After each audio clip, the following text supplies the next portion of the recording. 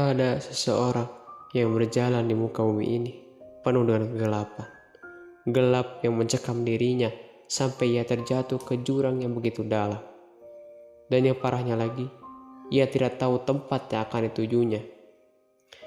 Ada juga orang yang berjalan penuh dengan kegelapan juga, tapi ia dikelilingi cahaya yang menuntunnya ke tempat yang ditujunya. Maka itulah perumpamaan orang yang berilmu dan orang yang tidak berilmu. Yang menjadi pertanyaan bagi kita ialah, kita termasuk golongan yang mana?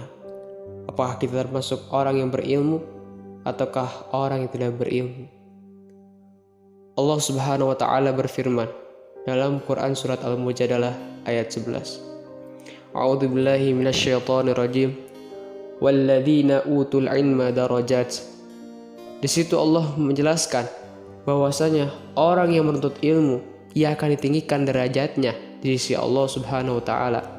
Bahkan ia akan terdaftar sebagai hamba yang dekat dengan Allah Subhanahu wa taala. Ketika seseorang bertambah keilmuannya, maka bertambah juga keimanannya. Di dalam dirinya akan muncul sifat muraqabah, yaitu berhati-hati dalam beramal dan merasa selalu diawasi oleh Allah. Ia akan memilah dan memilih mana yang baik baginya atau buruk baginya, apakah bermanfaat baginya ataukah menyakitkan diri bagi dirinya. Kalau kita traveling ke dunia perbaratan, mereka begitu pesat dalam bidang keilmuan, ilmu keteknologian, ilmu keekonomian, dan lain sebagainya. Bahkan mereka meneliti salah satu kitabullah, yaitu Al-Quran. Mereka meneliti dan menafsirkannya bagaimana seluk-beluk peribadatan dalam Islam. Tapi kita sebagai seorang muslim, apalagi meneliti dan menafsirkan Al-Quran, kita membacanya pun lidah kita terasa berat melepaskan firman-firman Allah Subhanahu wa taala. Dan begitu juga orang yang enggan menuntut ilmu, ia akan terus mengikuti hawa nafsunya sampai ia bergelimang dengan kebodohan dan kesesatan. Hidupnya tidak akan ada rasa ketenangan dan penuh dengan kebingungan.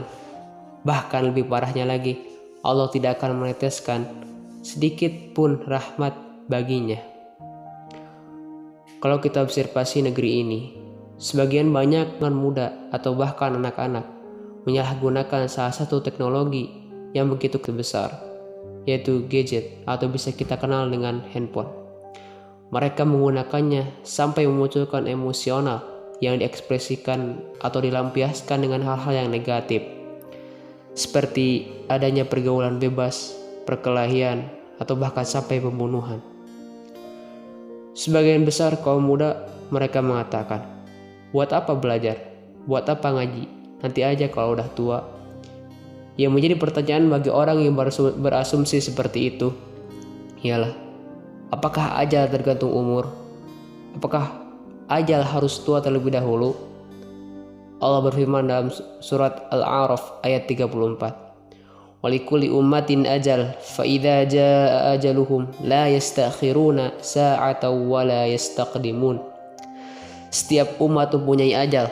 Apabila ajalnya telah tiba, mereka tidak dapat meminta penundaan atau percepatan sesaat pun. Imam Syafi'i pernah berkata, barang siapa yang tidak merasakan pedihnya belajar dalam masa mudanya, maka rasakanlah kebinasaan di masa tuanya. Maka dari itu, kita harus gemburkan semangat kita dalam menuntut ilmu sampai ajal menjemput kita. Wallahu a'lam bishawab. Assalamualaikum warahmatullahi wabarakatuh.